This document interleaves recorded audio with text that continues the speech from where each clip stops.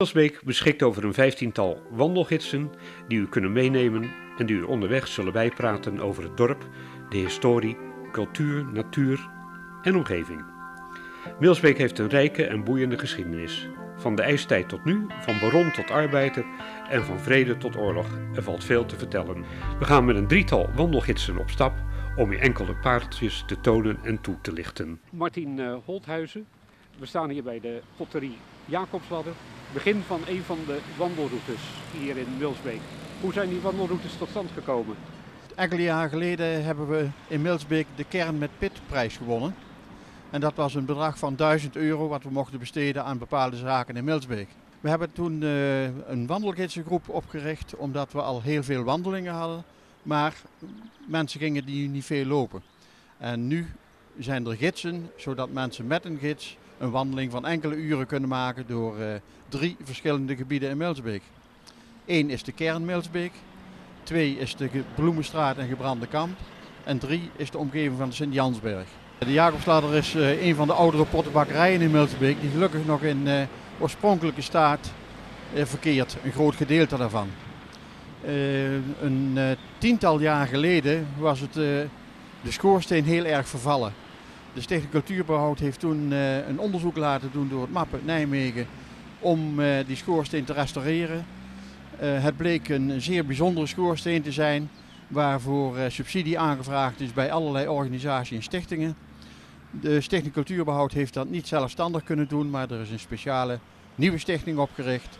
En de Stichting voor het Behoud van het Museum. Nu staan we onderaan de Jansberg bij het startpunt van onder andere de wandeling Koningsven de Diepe en de Jansberg uiteraard. Ja.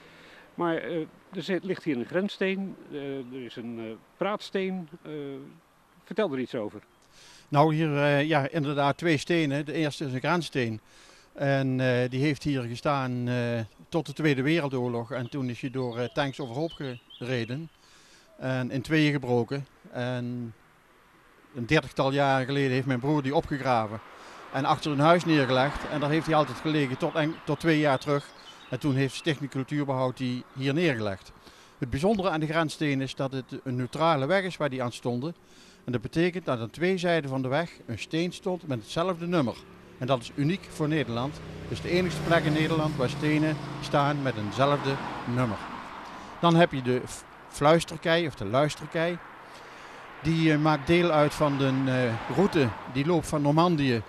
En die volgt de geallieerde strijdkrachten. Zoals die in juni in Normandië 44, juni 44 in Normandië zijn geland.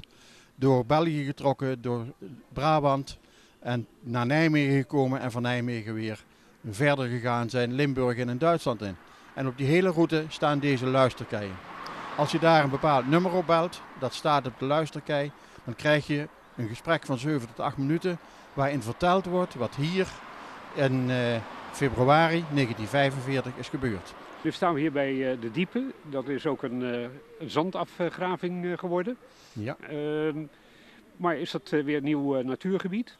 Ja, de Diepe, dat is een heel bijzonder verhaal. Zandafgravingen mag eigenlijk niet, of er moet iets tegenover staan voor de gehele gemeenschap of voor heel Nederland. En hier heeft Natuurmonumenten en Teunissen Zand en Grind hebben hier een overeenkomst bereikt waarin Teunissen zand en grind kan winnen en waar een heel groot stuk natuurgebied ontstaat. Men heeft op Diepe, en Koningsven zal er in de toekomst zijn, gaat met de bovenste 30-40 centimeter afgraven. De Diepe is dat gebeurd. En daar zal dus een natuur ontstaan. Men hoopt dat daar orchideeën komen. En om dat te bevorderen heeft men in het najaar maaisel van de Bruuk uit Groesbeek, waar veel orchideeën staan, die heeft men daar gemaaid. En dat maaisel is hier over het land verspreid. Dus hopelijk komen er binnen nu al enkele jaren orchideeën. De Jansberg is ontstaan in de laatste ijstijd, heb ik me laten vertellen. Ja, klopt nog steeds. Er is nog steeds een ijskelder. Wordt die nog gebruikt? De ijskelder die wordt wel gebruikt, maar niet voor de functie die die in 1860 gekregen heeft. Toen was het om het voedsel te bewaren. En tegenwoordig is het een vleermuiskelder. En als men met de gidsen meegaat, dan kan men daar een heleboel over horen. Hoe kun je een gids boeken eigenlijk voor de wandeltocht?